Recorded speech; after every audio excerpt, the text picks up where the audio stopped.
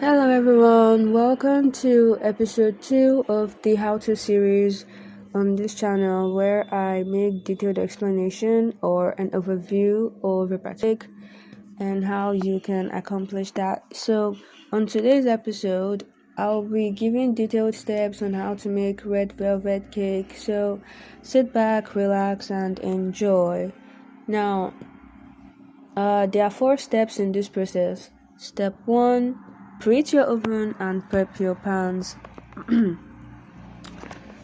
First, you're going to preheat your oven to 350 degrees Fahrenheit or 175 degrees Celsius. Thoroughly grease 2 8 or 9-inch round cake pans with butter or non-stick baking spray. Next, you're going to dust the greased pans with flour or a mix of flour and cocoa powder, tilting and tapping to coat all surfaces, then tap out any excess. Next, line the bottom of each pan with a circle of parchment paper for easy release. Moving on to step 2, you're going to measure and bring your ingredients together. Now, you measure all dry and wet ingredients precisely, ideally using a kitchen scale for flour. Crucially, ensure the unsalted butter, eggs, and buttermilk are all at room temperature. This prevents the batter from curdling and helps the ingredients to emulsify for that velvety, rich texture. Now for step 3, this is where you mix your dry ingredients. In a medium bowl, use a sifter or fine mesh sieve to combine the flour, the granulated sugar, cocoa powder, baking soda, and salt. Use a whisk to mix these sifted dry ingredients thoroughly until uniform, then set the bowl aside. Now for your step 4, you're going to mix buttermilk and color. Now, in a separate liquid measuring cup or a small bowl, you will mix together the buttermilk, the vegetable oil, white vinegar, and red food coloring. A tip that I would add is for you to use high quality gel food coloring for that vibrant red, and it holds up better during baking than liquid food coloring. Whisk until the liquid is a uniform deep red color. Now, for mixing the batter from steps 5 to 7, okay, there are actually more than 4 steps, so this is for step 5 to 7. For step 5, you mix the butter, the oil, and the sugar. So, in a large bowl of a stand mixer fitted with the paddle attachment, or in case you're using a hand mixer, you beat the softened butter and oil together on medium speed for about 1 minute. Gradually, add the granulated sugar to the bowl. Beat the mixture on medium-high speed for 3 to 4 minutes, scraping down the sides of the bowl halfway through. The mixture should become pale, light, and fluffy, indicating proper aeration. Step 6. Add eggs and vanilla. So you reduce the mixer speed to medium or low.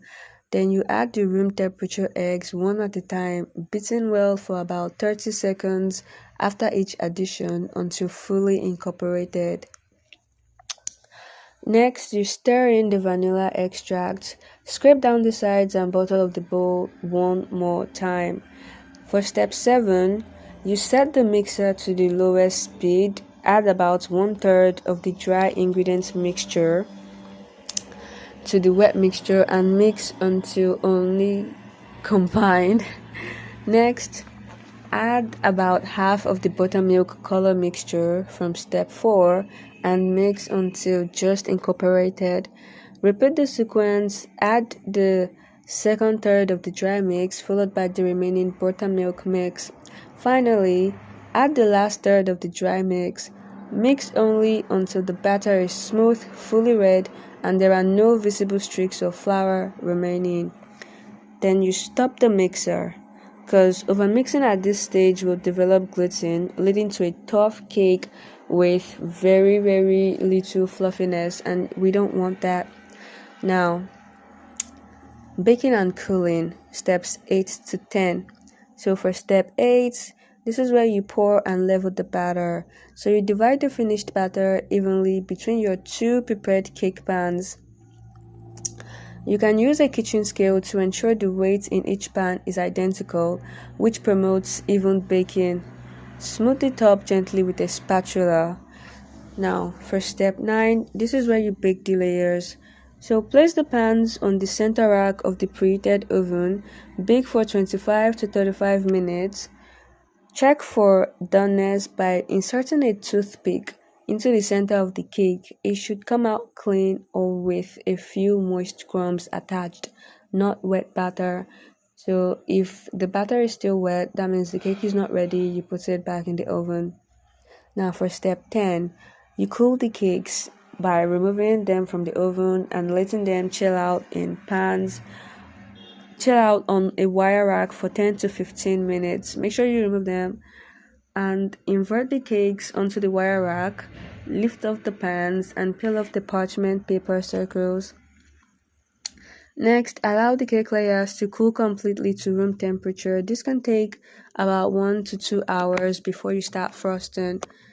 Step 11, which is the final step, frosting. After your cake has been left out for a couple of hours to completely cool, you get a long serrated knife. That's if the cake have rounded tops, domes. So carefully slice off the dome to create a flat level surface for easy frosting.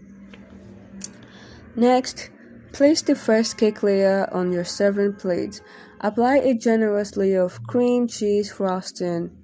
That's the classic pairing, but if you have any other frosting that you would like to use, you can use that too. Next up, you gently top with the second cake layer and then frost the top and sides of the entire cake. An optional tip is for you to use crumbled cake as trimmings that you can put on the sides or on the top of the cake for decoration. So this is an overview for like a beginner's to making red velvet cake. So if you want me to make more videos like this, do comment what topic you would like me to talk about, and don't forget to like, share, and subscribe. Thank you.